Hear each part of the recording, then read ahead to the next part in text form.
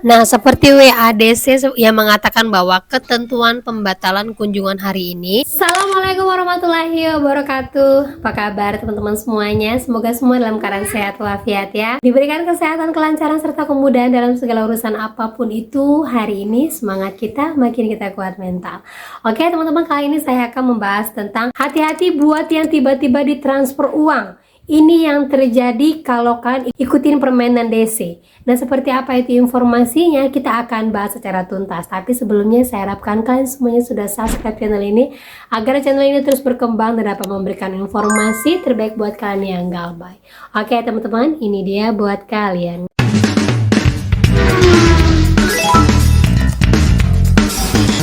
Oke teman-teman, lagi-lagi ya kasus uang tersedot otomatis di dompet digital. Nih buat kalian semuanya informasi sekali, karena banyak sekali sekarang Gen Z yang suka nyimpan duit ya dari bank-bank digital yang mungkin kalian buka secara otomatis tapi kalian tidak tahu efek di belakangnya. Seperti informasi ini, apa-apaan ini? Pinjol tiba-tiba bisa narik dana yang ada di OVO. Gila, padahal nominal belasan ribu loh, kok bisa mereka tarik? Ada yang pernah ngalamin? Tanpa izin debit, tanpa masukin pin aplikasi, tahu-tahu ada notif tarik saldo dan raib. Jadi ngerasa nggak aman lalu saldo udah email APK OVO awalnya minta koordinasi dengan APK pinjol itu. Yang saya butuh adalah konfirmasi kenapa tanpa saya izinkan bisa ada penarikan dana. Kacau kalau sistem kalian seperti ini, nggak ada aman-amannya. Meski nominal belasan ribu, yang saya pertanyakan adalah sistem kalian. Nah, ini langsung uangnya hilang di OVO karena dia ada galbay dipinjam yang keterkaitan dengan OVO. Nah, jadi hati-hati mulai sekarang teman-teman ya. Sudah banyak sekali vlog-vlog saya sampaikan kepada kalian, jangan simpan uang ataupun transaksi melalui dompet digital. Kalaupun mau transaksi melalui dompet digital, hati-hati, perhatikan sekali lagi. Gitu ya. Dan lanjut lagi teman-teman. Oke teman-teman semuanya, buat yang dapat WA dari DC untuk pembatalan kunjungan. Nah, ini benar nggak ada DC yang bisa membatalkan kunjungannya kalau seandainya kita langsung membayarkan hari itu juga? Nah, seperti WADC yang mengatakan bahwa ketentuan pembatalan kunjungan hari ini, lakukan pembayaran minimal 50% dari total tagihan segera. Jika pembayaran diterima, nama Anda akan dihapus dari daftar kunjungan besok. Penting, jika petugas sudah tiba di lokasi, Anda wajib melakukan pelunasan 100%. Cicilan atau negosiasi tidak lagi dilayani di lapangan.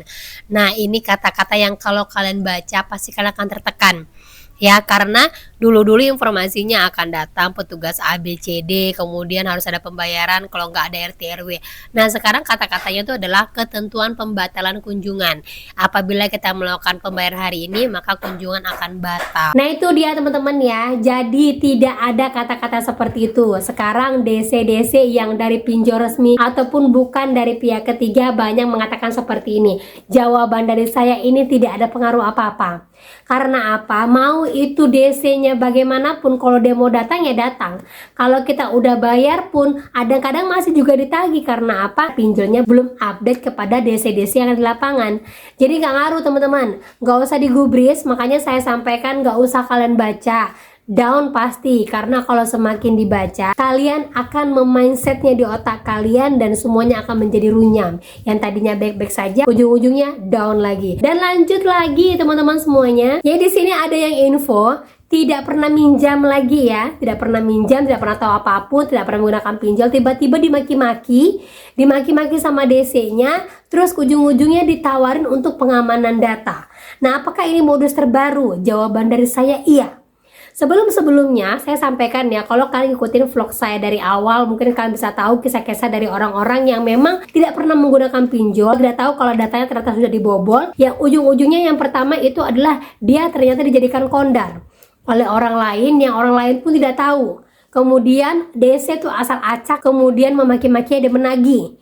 Dan ternyata kasus terbarunya lagi sekarang itu adalah DC pura-pura itu neror kita dan ujung-ujungnya menawarkan untuk pengaman data. Nah, seperti ini kasusnya. Izin lolos min, info dong ini pinjaman apa ya?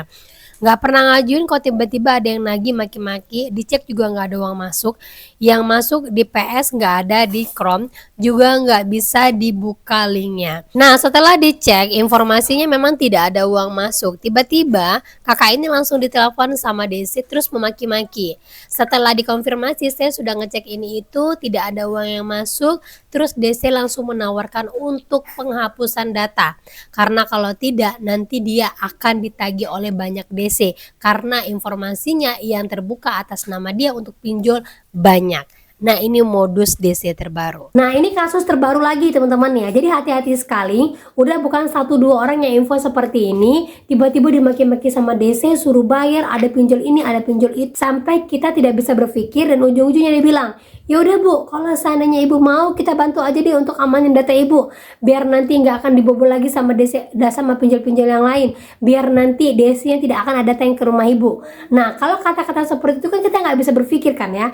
Dan sekarang modus seperti ini sudah dijalankan lagi sama DC-nya.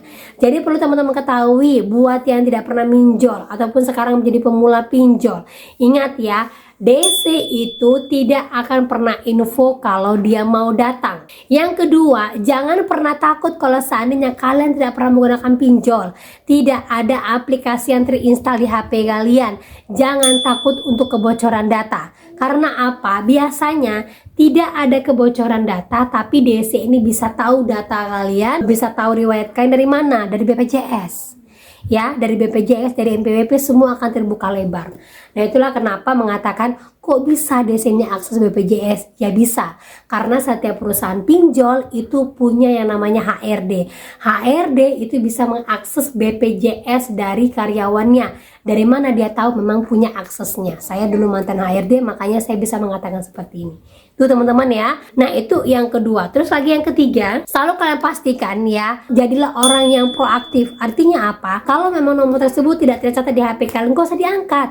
Kalau memang dia ada perlu, dia akan WA dulu kalian. Pastikan seperti itu. Karena semakin kalian melakukan hal seperti itu, saya yakin pinjol nggak akan bisa menjadikan kalian target. Gitu teman-teman ya. Nah, oke, itu dia informasi yang bisa saya sampaikan buat kalian. Semoga informasi ini menjadi mood booster, semangat baru, informasi tambahan buat kalian semuanya. Jangan lupa kabarin keluarga, karena kalau tidak dari kalian, pasti keluarga kalian juga tidak akan tahu. Gitu teman-teman ya. Oke, itu dia kata saya ucapkan. Assalamualaikum warahmatullahi wabarakatuh.